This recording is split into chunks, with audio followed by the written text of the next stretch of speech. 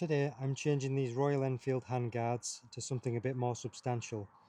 These ones are only held on by one bolt, and you can see that it is slightly bent because it has dropped on the floor once and straight away just bent that. It does have a rigid metal body going around it, but it's only held on from one end.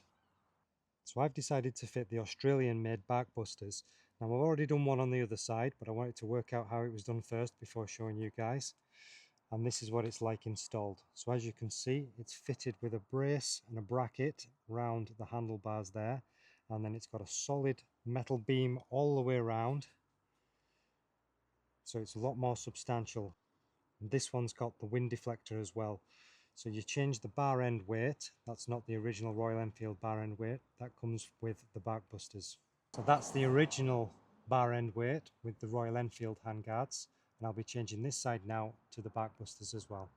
The 6mm Allen key, you can just undo these and remove this whole section and the bar end weight. And you can tell on this as it's coming done how bent that bolt is. With the bolt all the way out, you just remove that whole thing and you're just left with the normal handlebar with the threaded insert in the end. I do have a Fuel X controller there, and the previous owner put a BikeIt auxiliary socket, so I'm going to see if I can get the bracket in here so it will still fit. Looking at where the other side is, I think it should just go in there.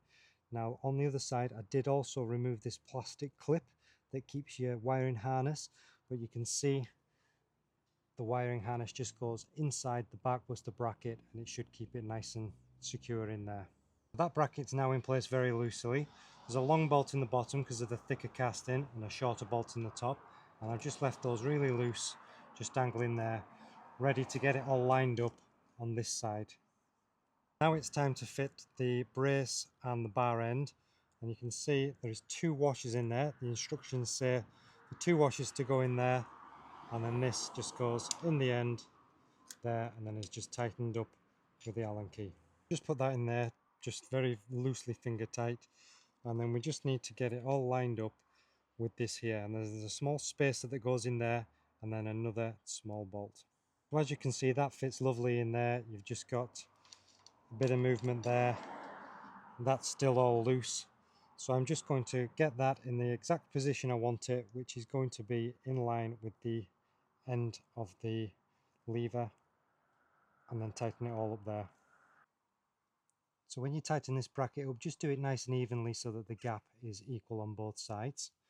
That's just a 4mm Allen key, and then use your 5mm Allen key on these here, and then once you're happy that that's perfectly in place, then torque those up to spec, which is 10 Newton meters for the small ones and 20 Newton meters for the big ones. I've just got my small torque wrench on that.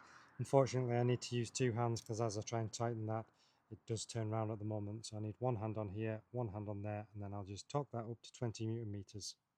Same with this one just goes up to 20 as well.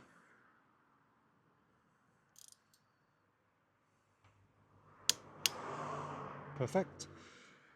And then lastly, I'll just nip those up to 10 Newton meters. Now the last thing to do is to put your Barkbuster covers onto the frame.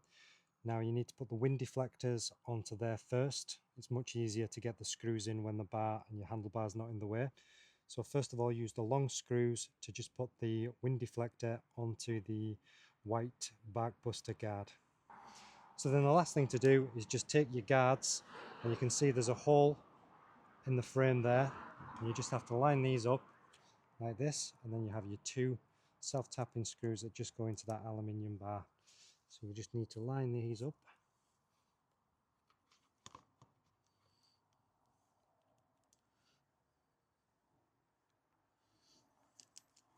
That one goes in there like that, and before I tighten that up, I'll just put this side in as well, just to make sure.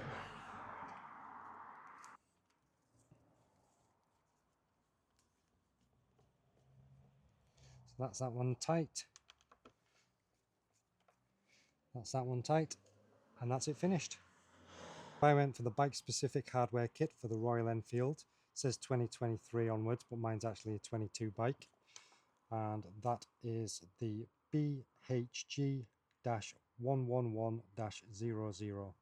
And then the handguards and wind deflectors are the VPS-203-00. WH, I imagine, means white. Thanks very much for watching, and I hope that's helpful for anybody that's considering fitting Barkbusters on their Himalayan. If you enjoyed that content and want to see more, please give us a like and subscribe, and I'm going to get some more modifications done soon and get out for some adventures. Thank you. Bye bye.